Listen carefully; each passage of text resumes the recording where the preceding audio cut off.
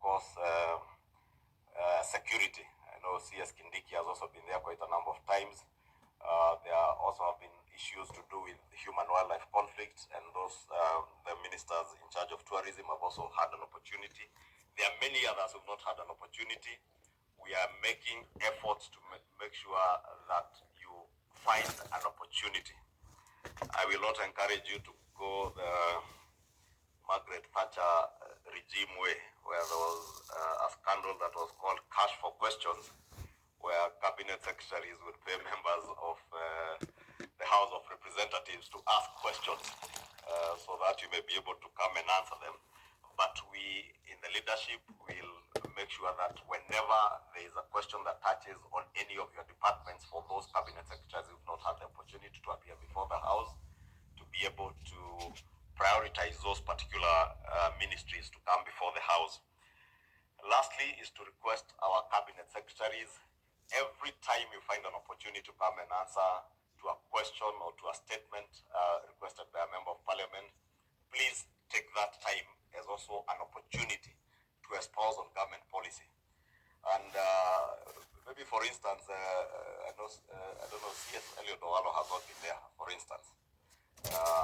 If you get an opportunity to answer to a question, take that opportunity to also challenge us as members of parliament to also be a bit quick in pushing through government agenda, especially something like the ICT hubs.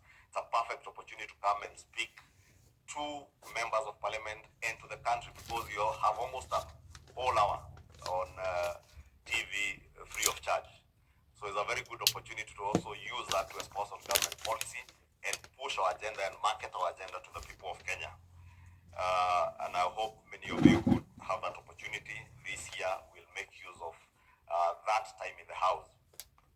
It doesn't harm to talk to us, to generate questions on your behalf. If there's something that you want to come and speak to, if there's something on mining, and CS Mvuria, you have not seen anybody asking a question. If you talk to me, I can get a member of parliament to generate a question that will offer you an opportunity to come and espouse on what you want to do on the agenda of mining. Si swali ni swali. Na kwenye inatoka, sio hoja, bora ni ujumbe ifikie kwenye inafaa kufikia. And by speaking to members of parliament from the floor of the House, you will also have an opportunity to speak to the country at a prime time when many Kenyans are watching. And I'm happy cabinet secretaries like the Honorable Kipchumba Murkomen has done very well in taking advantage of even very difficult questions. I remember when there was a question on allocation of resources to roads, and CS Murkomen was able to turn around the question and put it back to Parliament itself. And I remember when he left the House, those of us who are members of the Budget Committee and the Roads Committee were pleading with Honorable Murkomen to please not appear back in the House.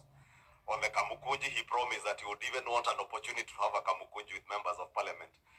So I want to encourage other cabinet secretaries, please take time, CS Florence on the jobs in the diaspora and other opportunities, CS Owalo on the online jobs through the ICT hubs, to use the floor of the House to be able to market what we are doing as a government.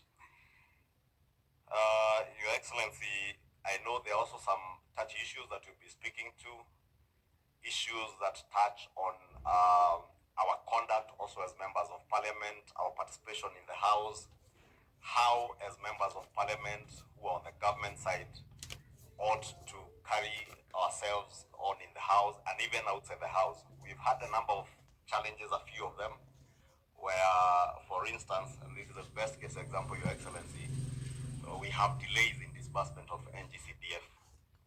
And you remember the no CDF. There was no CDF, no what? No parliament. And Your Excellency, I will often find myself on the receiving end, being the leader of the House and being the person who ought to be representing the cabinet secretary when he's not there. And you can imagine the situation I find myself in when we have our own members who leading in the process of no CDF, no parliament, and they're behind me. And across, on the other side of the floor, there's a whole brigade of our colleagues from the minority side in the same chorus. So we need to socialize ourselves now that there is no other government other than ourselves. On the floor of parliament, there is no government. It is us who are government on the floor of the house. And therefore, even when there's an agenda that is not pro-government per se, or where we think government in a way has slackened, possibly, and I gave the case example of NGCDF because it also touches on me. And you see the way I also struggle when I'm speaking to say I don't speak for any cabinet secretary, including Professor Ndungu. I speak as a representative of the people of Kikuyu today on NGCDF. But we do so with caution so that we also do not in any way incite the House not to carry on with business. Case example, members are signing signatures to impeach a cabinet secretary on account of non-disbursement of NGCDF. And you find a member of Kenya Kwanza signing to impeach a cabinet secretary on non-disbursement of NGCDF. And it is within our rights. But I just want to say, Your Excellency and honorable members, it is in our right to oversight these cabinet secretaries, but also to appreciate that all the challenges that we face as a country and as a government, there are no other leaders that we are looking up to resolve those challenges. We must be part of the solution. And I know we have had challenges with exchequer releases. We have really harassed CS Ndungu and PS Kipto on NGCDF. But I just pleading for some understanding. In fact, Your Excellency, I was engaging a number of us, a number of chairs of committees, and reminding ourselves last year, which was the second session after the elections, and when just before we did our first budget, we will all remember the first NGCDF disbursement was done at the end of February, the very first one. And by June 30th, Your Excellency, 100% of our NGCDF disbursement had been done for the first time since I joined Parliament in 2013. It was the first time that we had NGCDF being disbursed 100%. This time, we have had the same challenges, Your Excellency. The first disbursement of NGCDF was done early January, 10 billion shillings, and the CS National Treasury has committed to a disbursement of 10 billion shillings every month to ensure that by the end of the financial year again, we have 100% disbursement of NGCDF. So it is that kind of understanding that I want to plead with all of us, because we know the challenges, Your Excellency, you've had with debt repayment. I know there is some very bright light at the end of the tunnel now with opportunities that come with resolution of the issues to do the Eurobond and a lot of receipts coming from our development partners. The exchequer releases will be more efficient than they have been.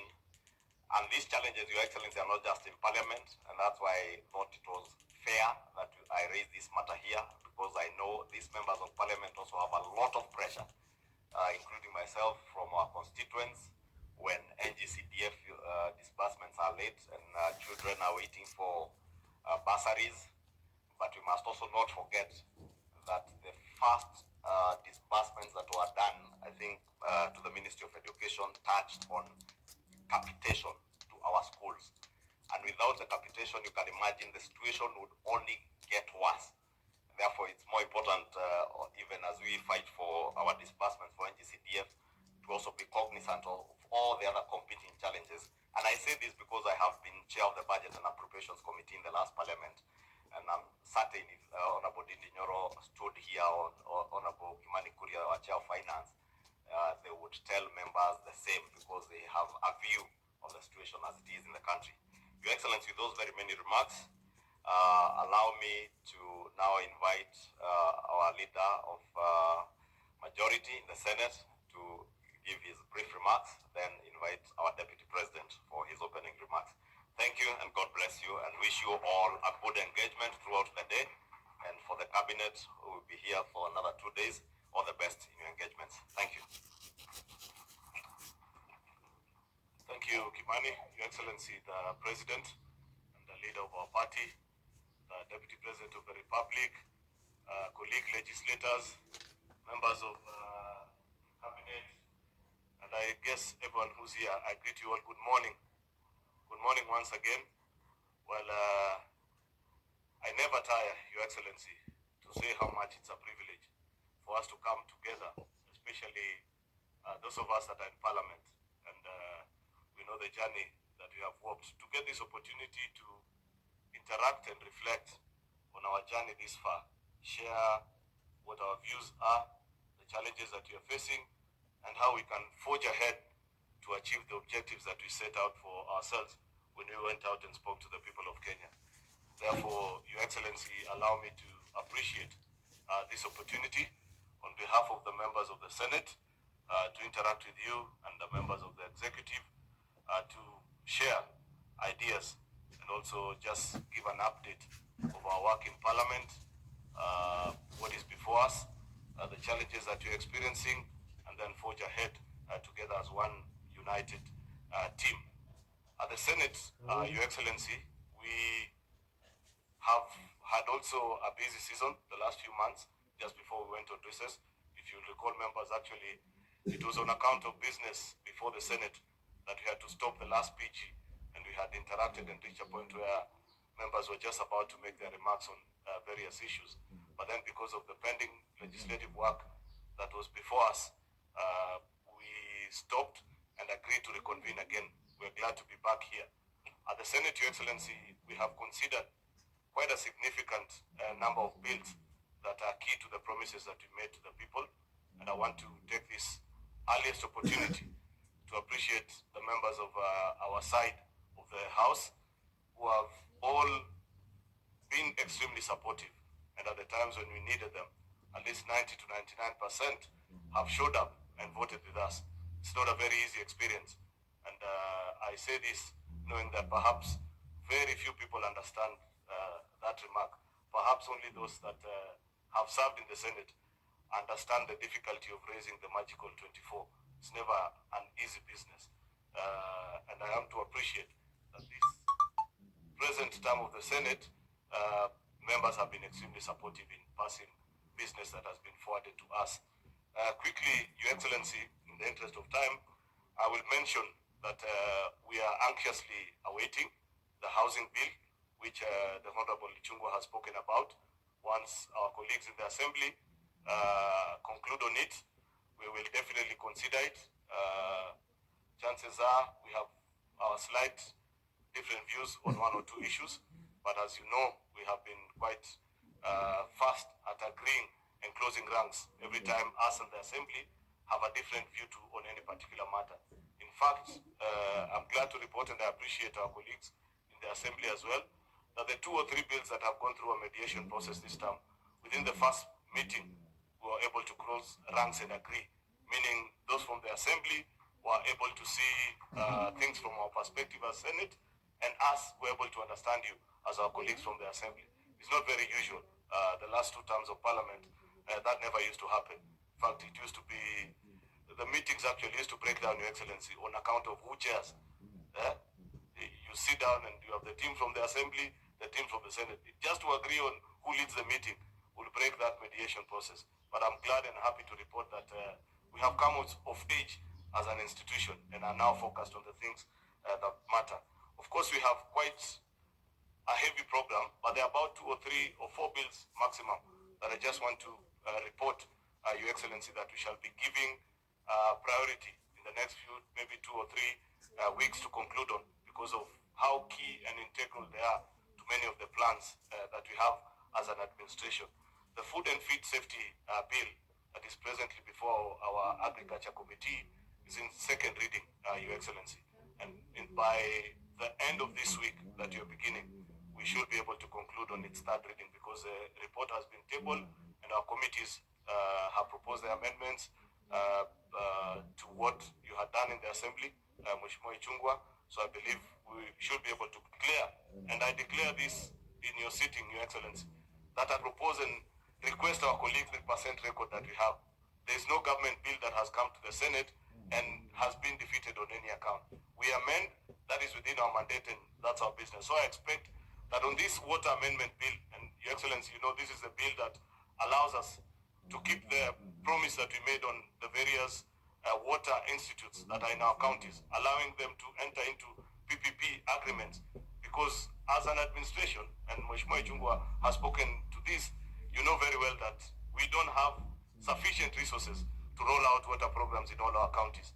And the thinking that has come from the executive, which we are at liberty to make a determination and make it better perhaps, so that it looks good and is in sync with our constitution, especially appreciating the two levels of government, should be to support this stream and this thinking that we are able to run county programs or water programs using the PPP framework.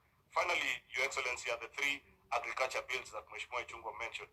The one on coffee, that we want to streamline and ensure that coffee has its own agency, just like we did for tea. There's an amendment on the tea bill as well that was done in 2020. His Excellency, the Deputy President, knows the number of meetings he has chaired and the proposals that you gave us when we had the meeting you chaired in Kericho. We are almost concluding on that bill.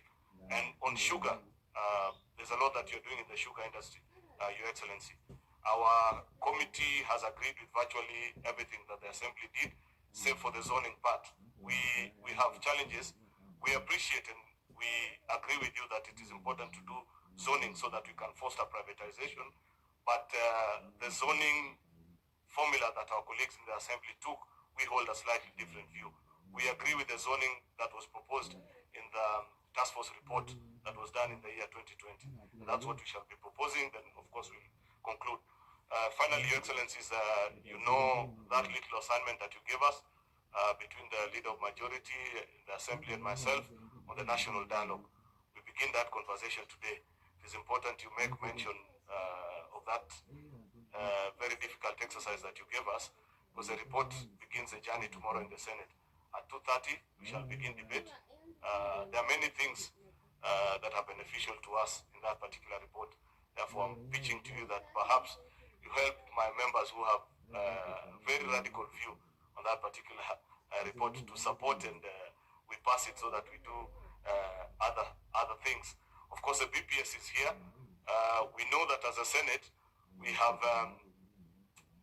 don't have an exclusive role on this budget-making process, Your Excellency, but because we are leaders, we have an opinion also.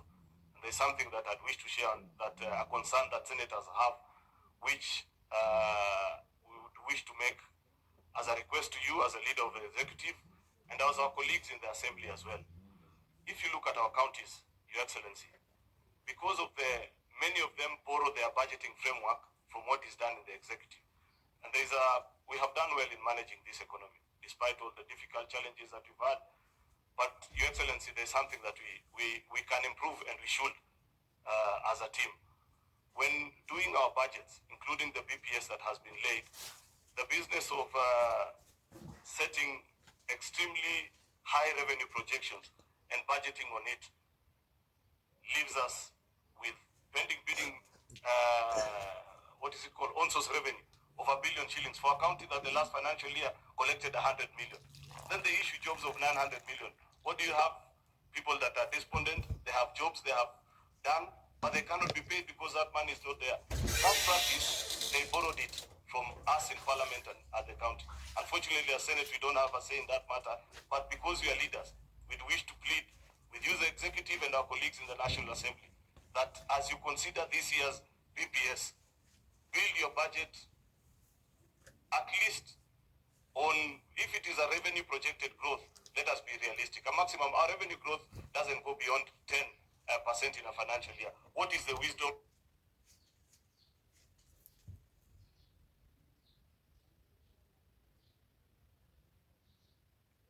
Forgive me, but I felt it is important for me to pass that point on behalf of senators.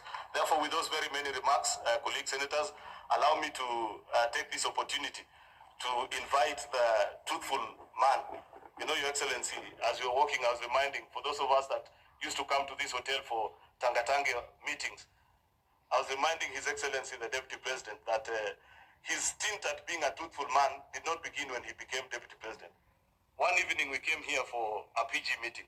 And it was those times where we used to have colleagues who would show up for Tangatanga today, the next weekend they show up in Kelewek. The DP stood in the meeting and caused chaos like you have never seen. There was one particular man, I'll not mention his name, because he's a friend to many of us. And the DP said, so long as this man is here, this meeting is not going to start. And we had a standoff for 1 hour. Fortunately, that man pleaded. He never listened to you, and in the subsequent elections, he lost. I wish he had listened to the truthful man. Today, he'd be here in this PG.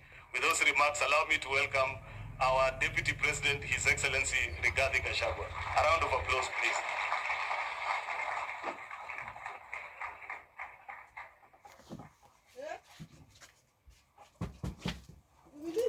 Thank you very much, Your Excellency, our President, Dr. William Ruto, the leadership of the House, our Cabinet Secretaries, our Principal Secretaries, and everybody present. Good morning. God is good, and all the time. On behalf of our President, let me take this opportunity to welcome all of you to this meeting, a joint meeting between the executive and our legislators from our side of the coalition, a meeting of minds to chart the way forward, because as the President has aptly put it, this is a year. We have this year 2024 and 2025 to work for the people of Kenya and fulfill our 5-year mandate with the people. Starting 2026, anything that we do is perceived as politics and as a strategy to look for votes. So this great meeting that the President convened and insisted that we need to engage with our leaders in both houses so that we all speak the same language. Your Excellency, let me thank you once more for always having time to engage with elected leaders.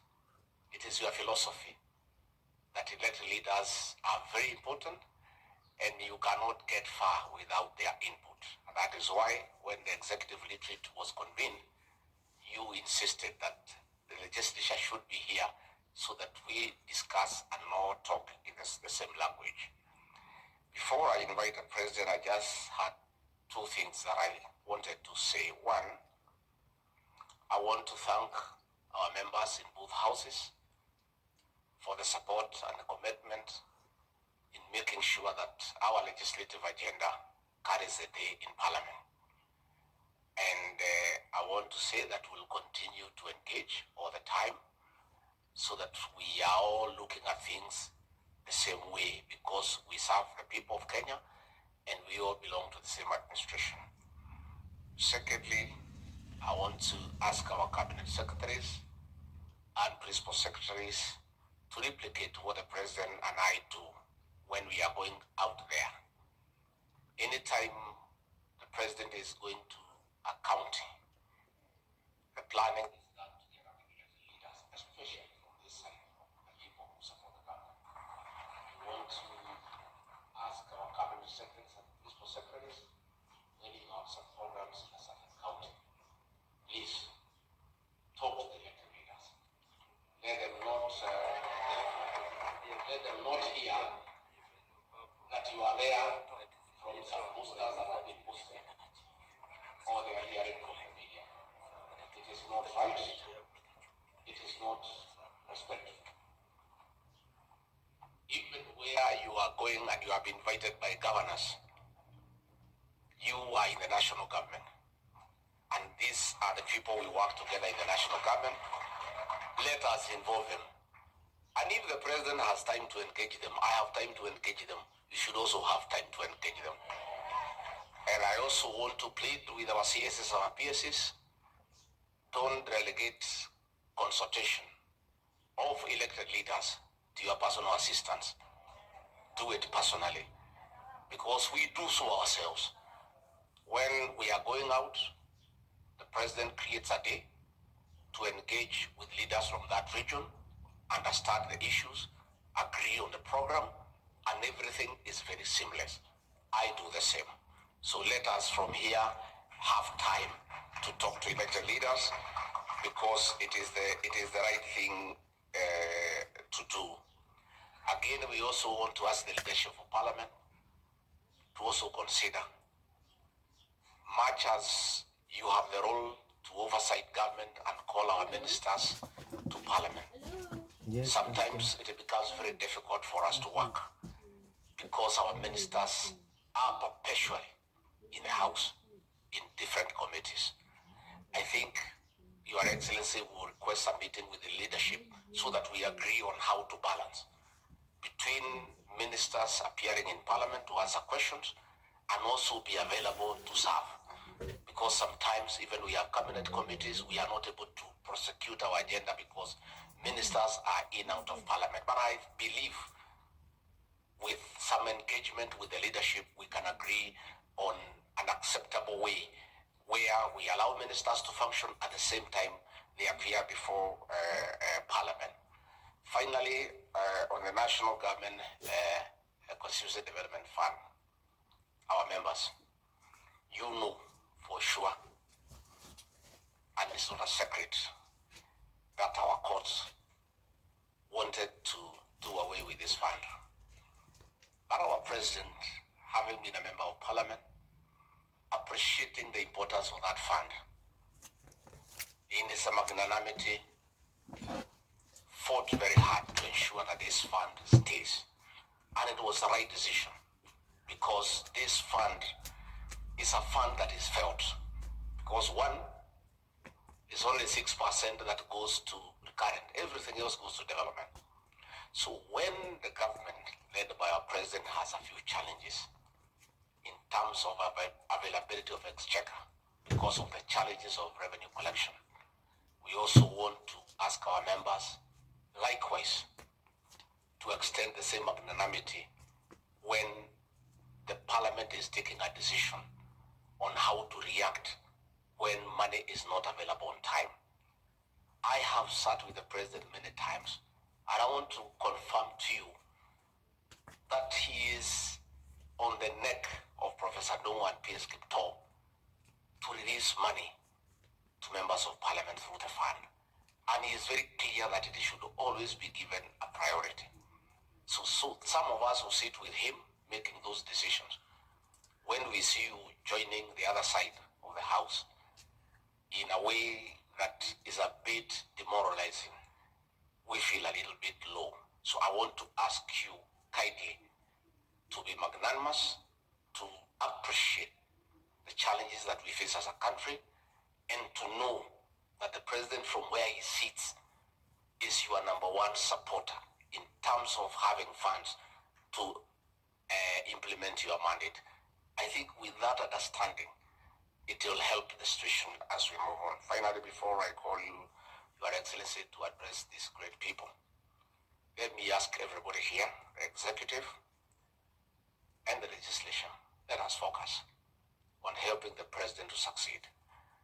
I am persuaded from where I sit that that is the most important thing in the next 2 years. Those of us who campaigned for President William Ruto give the people of Kenya hope and assurance that he will transform this country and their lives.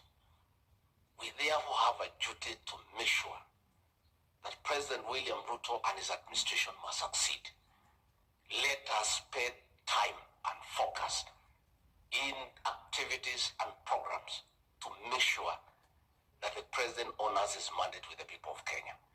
Other things can wait for 2026, but 2024, 2025, we must all be united and must focus to do whatever it takes to make sure that the president delivers to the people of Kenya.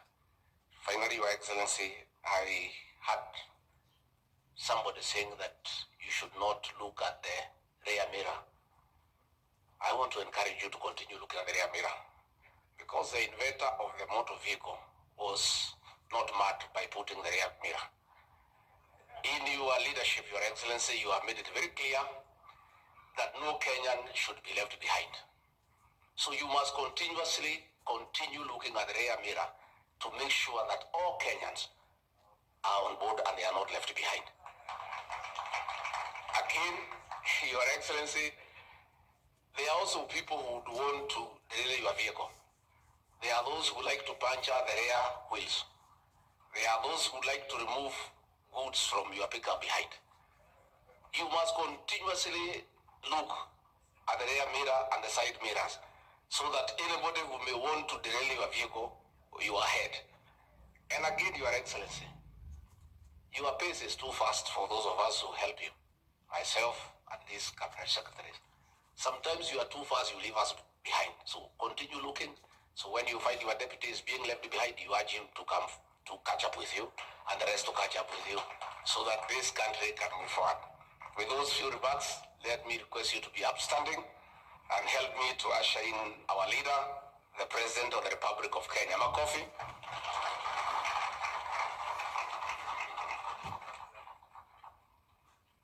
Asanteni sana, tafadhali tuketi.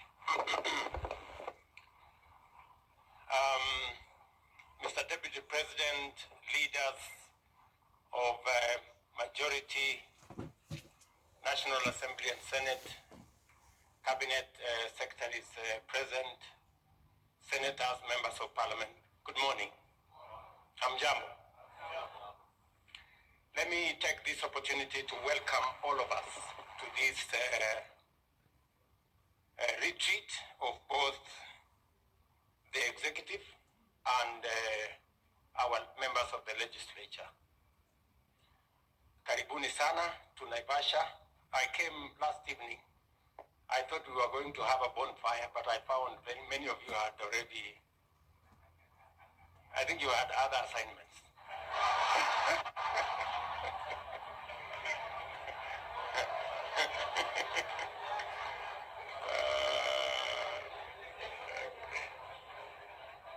Anyway, so, but I want to say this is a very important retreat. It is the first retreat we are having combining both the members of the executive, ministers and cabinet secretaries and the principal secretaries together with our members of parliament. Last year, we had a similar retreat, but it was just for the executive. But we later had an engagement with different committees. So welcome to this very important occasion. And going into the future, we are going to have at least every year a meeting like this. And so that we can together look at where we are, where we need to go, and how we get there.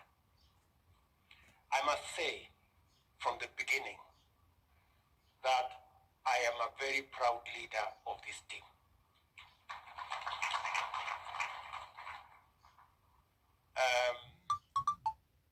The last 1 year has seen us do very many things. And it has not happened because of myself and my deputy, or with the ministers alone, or with the members of parliament alone. We've done this together. And I want to appreciate the input, the contribution of each and every one of us to the place where we are today. I want to remind you, friends, that we have a historic opportunity to change our country. Many of you may not appreciate, because some of us are first-timers and others do not have as much experience. I am among now the oldest people around here in terms of being around politics and leadership. I want to tell you from where I sit, we have a moment in history to unlock the potential that Kenya has always had and to take this country to the next level. I want to urge you that let us not waste this moment. It is a moment when we have a manifesto that I believe, if implemented and when implemented, it can transform Kenya. We have the numbers, both in the Senate and in the National Assembly, to assist us to change Kenya. I want to urge you, I know there is always a temptation to do what politicians do, and that is to focus at the next election. I want to urge you, let's do what leaders would do. Let's focus at the transformation of our country, and let us focus at what contribution we can make to change the destiny of our country by focusing on the next generation. Yes. We are where we are today as a country because we have always made politically correct, convenient decisions. And the transformation of a country requires men and women who have the mettle to confront situations and to look at what is right, not what is popular or what is convenient. I promised you that I will lead from the front. And I will lead from the front so that we can change Kenya. When I said I am a man on a mission, I meant it. We have to change Kenya. We have to change Kenya. And if you had any doubt that Kenya is going to change, I want to tell you that you just need to be patient and watch this space. Kenya is going to change. I am very confident. I know sometimes some of us get discouraged, some of us get anxious, some of us panic because of exigencies of moments. I want to tell you that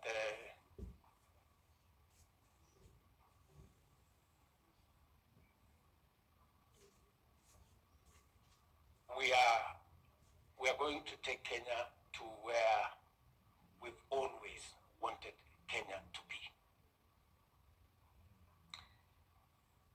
Many people across the globe believe in Kenya.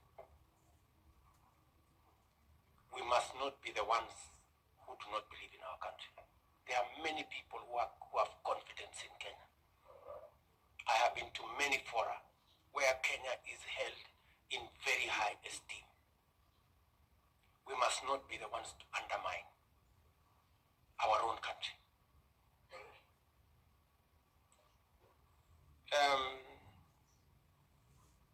So let me persuade you, leaders, that we need to hem in, to forge together, to think about how we can succeed together. When we fashion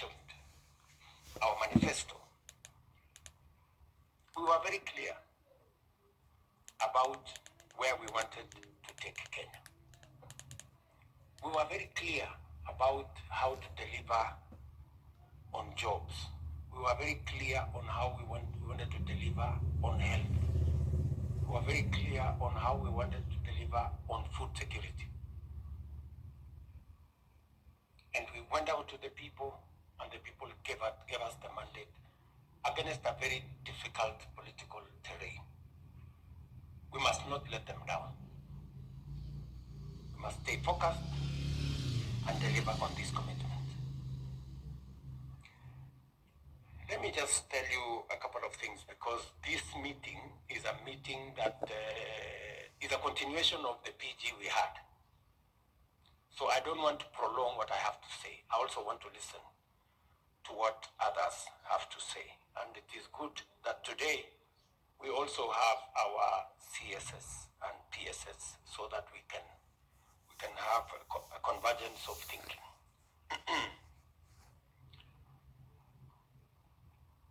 We will need to collectively, and I like what Ishuma said, there is no other government in parliament. It is our members of parliament. You are the government. So don't stop pointing at some government. There is no other government. You are the government.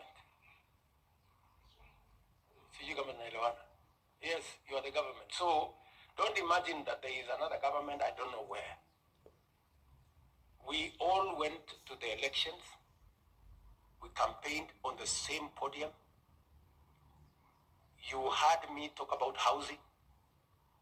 You heard me talk about universal health coverage. When it comes to implementation, sasa watu wanaanza sijui sasa unajua kitu imekaa sijui namna gani. Sasa mlikuwa mnafikiri hii kitu itafanyika namna gani? This is how it's going to happen.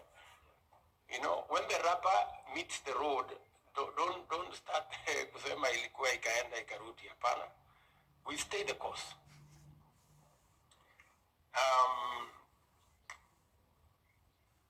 Let me just point to you some of the things that I think we should be coming as we progress. We brought proposals on many of the aspects that would go to implementing our plan. And I want to appreciate that Parliament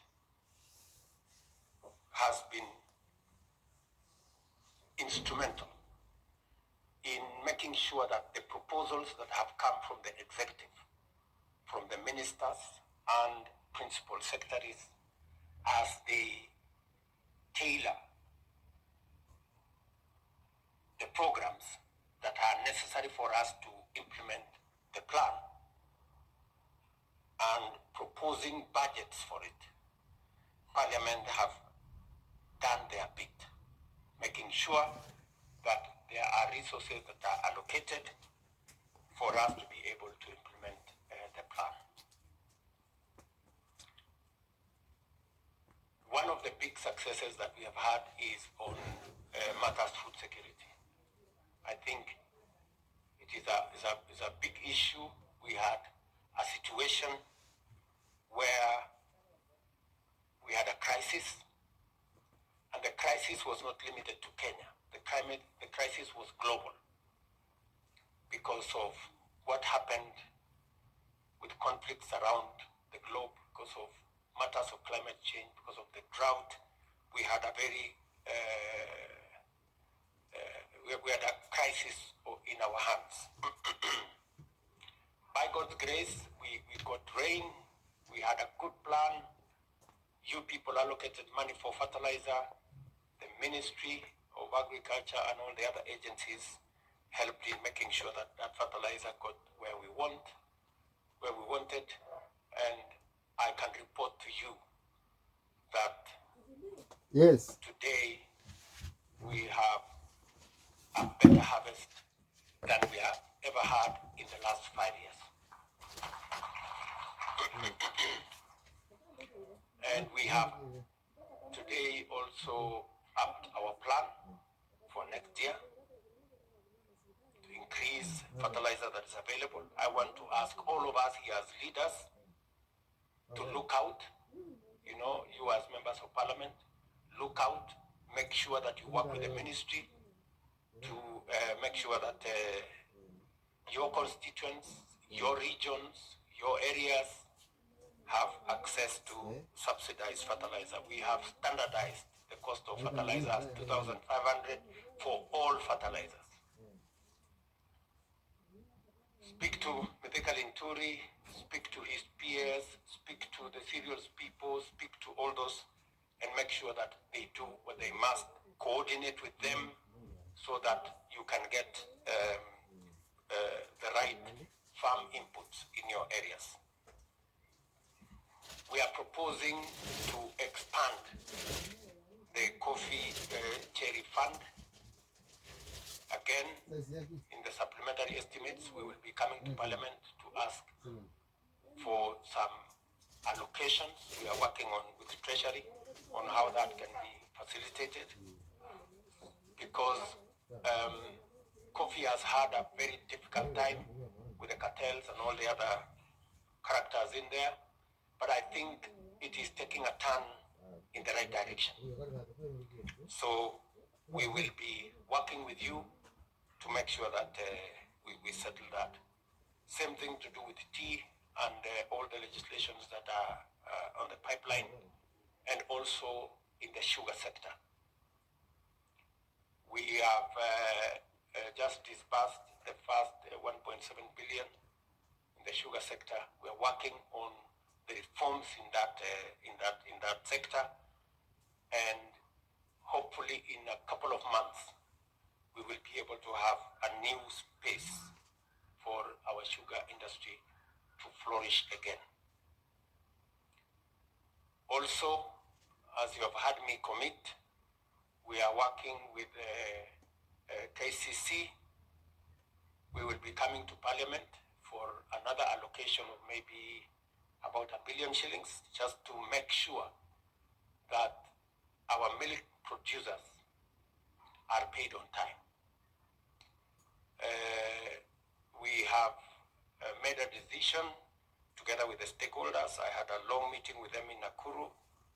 The milk processors, we have agreed that from 1st of March, we are going to pay milk farmers 50 shillings per litre, and we have also said that it will be paid on time.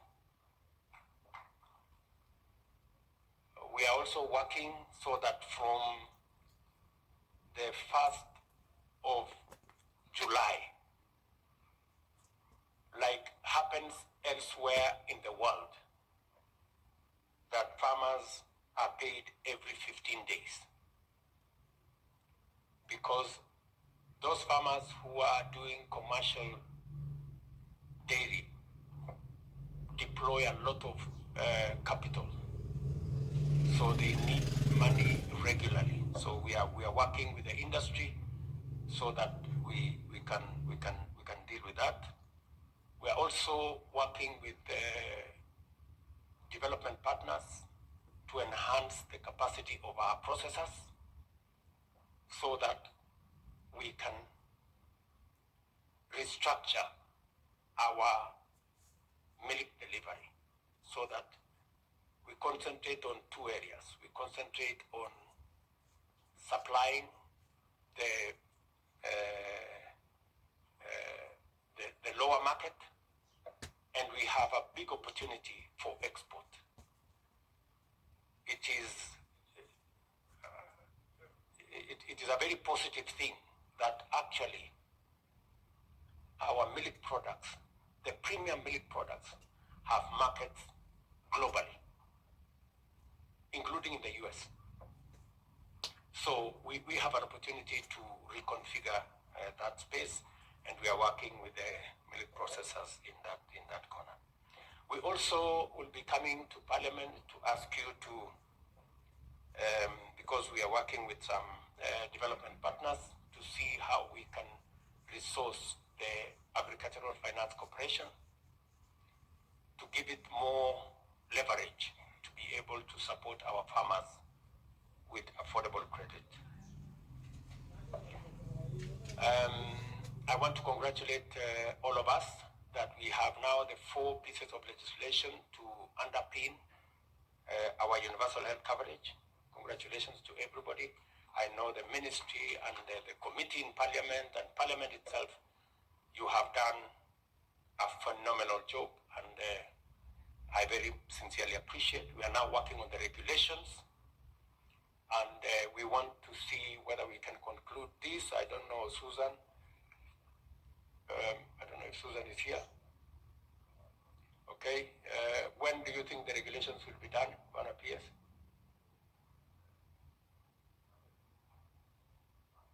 When do you intend to table them in Parliament?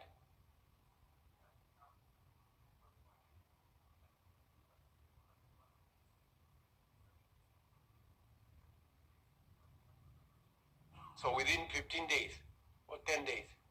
10 days. So the committee, the chair of the committee, health committee in Parliament, I don't know, Mr. Daktari Bukose and my good brother there, Pato.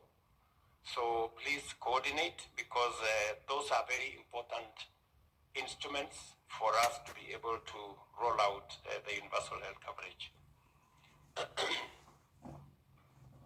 Delegated, it is delegated legislation.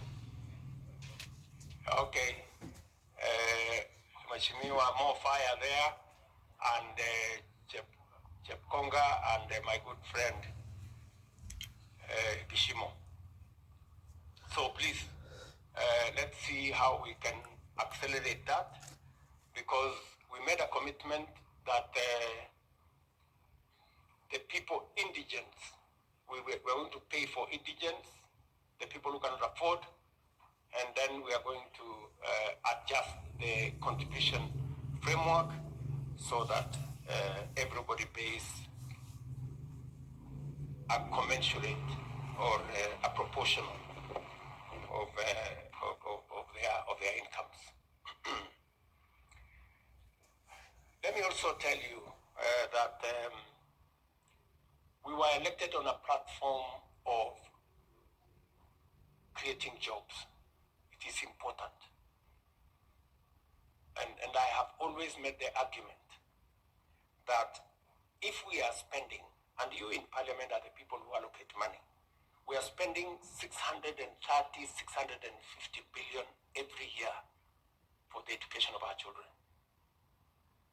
from nursery school to university. It will be irresponsible for us not to think about when these young people come out of university, college, and school, what happens to them. And that is why, for the first time, we have programs, deliberate, intentional, on creating jobs. It has never happened. You know, we keep talking, we want to grow the economy so that it creates jobs. But you see, it is possible for the economy to grow, but for there to be no jobs, unless it is done deliberately. And it is the reason why we intentionally put housing as one of the programs for us to deliver the transformation of Kenya and also create jobs. I don't think there is anybody who needs any persuasion anymore on housing. Do we still have anybody who still has any doubt? Surely. You have seen, for the places where the housing program has started, including my friend Simon Kingara in Ruiru, there is already a difference. It is reported by the media who has always problems with us, that crime in Ruiru has gone down because of the program we have.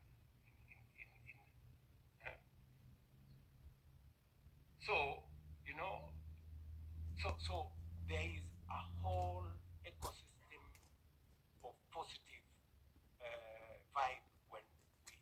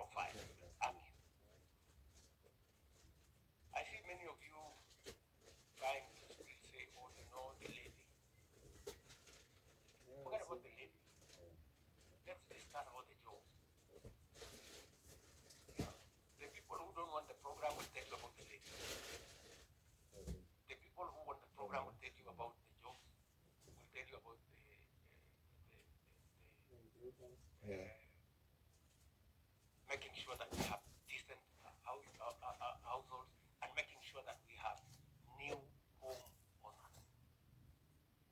So I think we are past. In fact, the court said we had left out some people who were not paying the levy. And I said, oh, this is good news. Maybe we should go for those ones. So Murugara and team make sure that everybody pays. And I'm happy that tomorrow in Parliament we should be able to finalize in the National Assembly.